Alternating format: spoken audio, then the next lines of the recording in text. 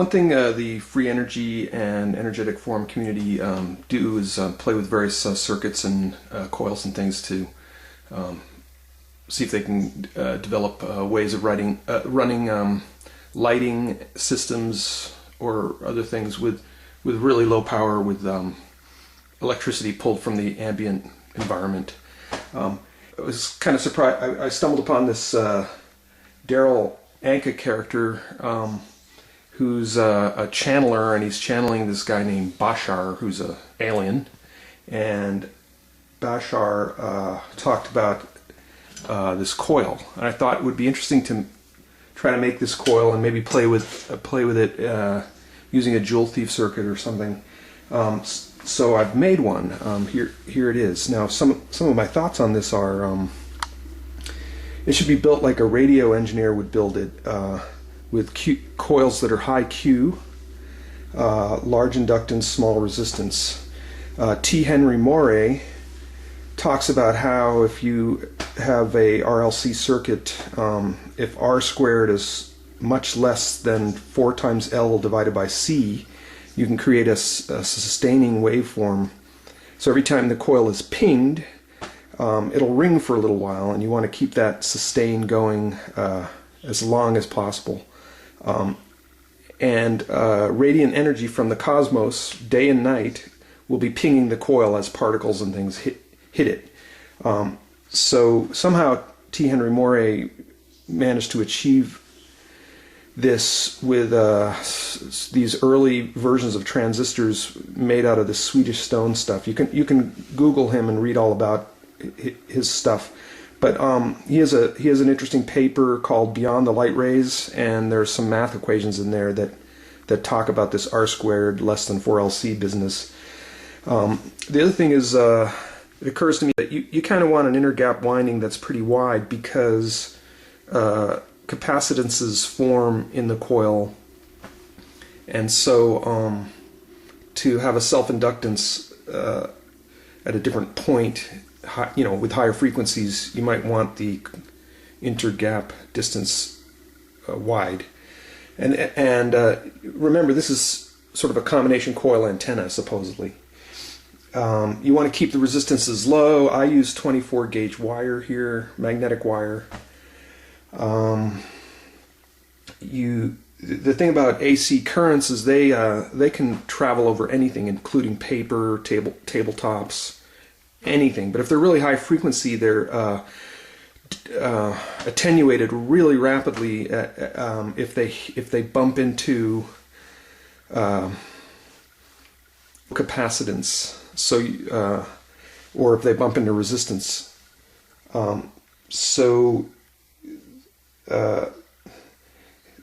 You kind of have to, worry about all these things. Then inductance, you want it to be kind of high. Now, this Bashar character said that this thing should be built 3 feet tall, or the height of the cone should be 3 feet tall.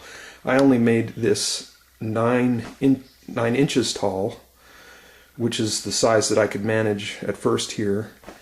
And so that's a quarter scale, but in terms of volume, that's 1/16 scale. So let's see what else, some other thoughts on this. The cone shape is an interesting shape. I've always wanted to make a cone shape coil and play around with it. Tesla used them in his Tesla coils. He had experimented with cone shapes.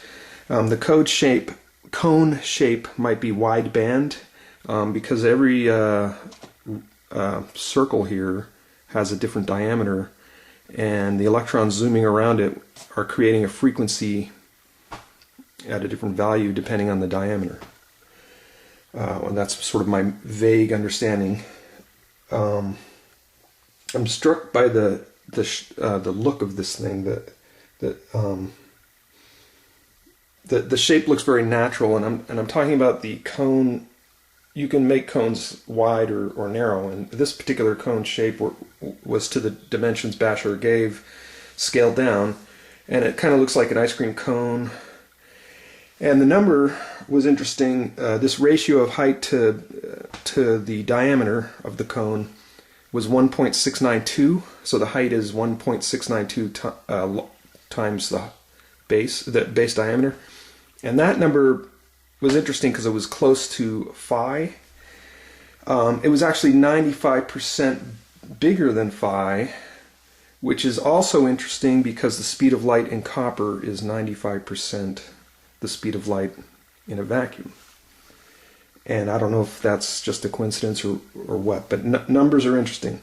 There's also mention of how this is supposed to fit inside a tetrahedron.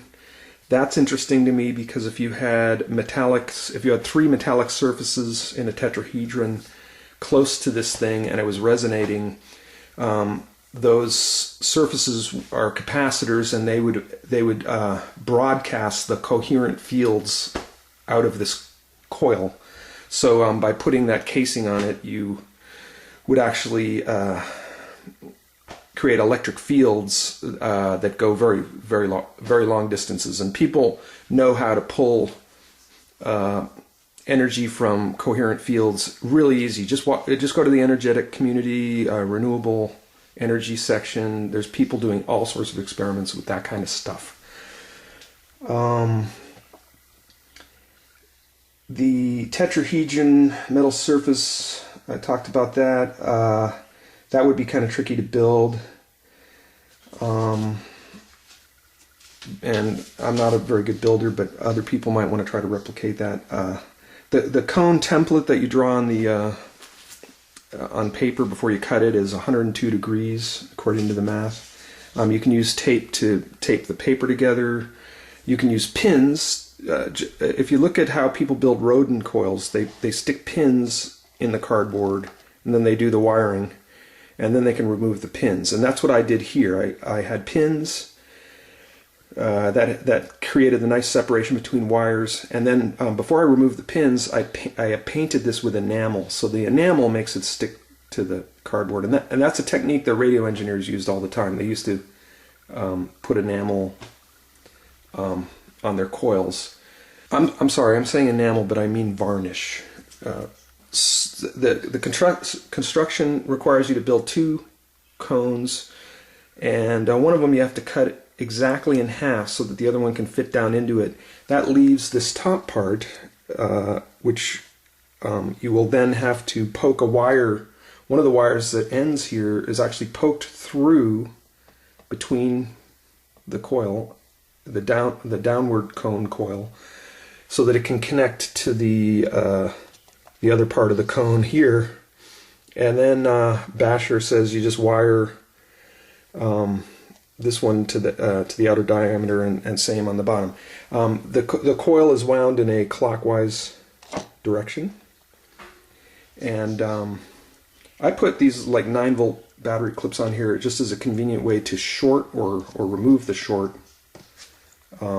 because what I'm imagining I'm going to be doing with this thing is hooking it up to a joule thief, because these are two coils that could be used in a joule thief as the joule thief's transformer. So I'm going to be trying that in another video. And also, anyone who knows about electronics, just basic understanding of electronics, knows that when this thing's running, you don't go run out and look at your electric meter to see if it's spinning backwards or something. That's not how this is going to be working.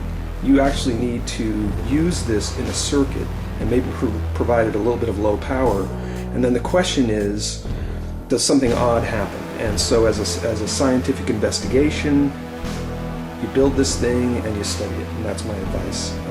I don't expect it to do anything until it is used in a circuit.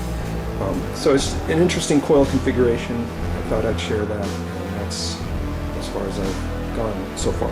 I've tried hooking it up to an oscilloscope, and nothing magic's happening yet.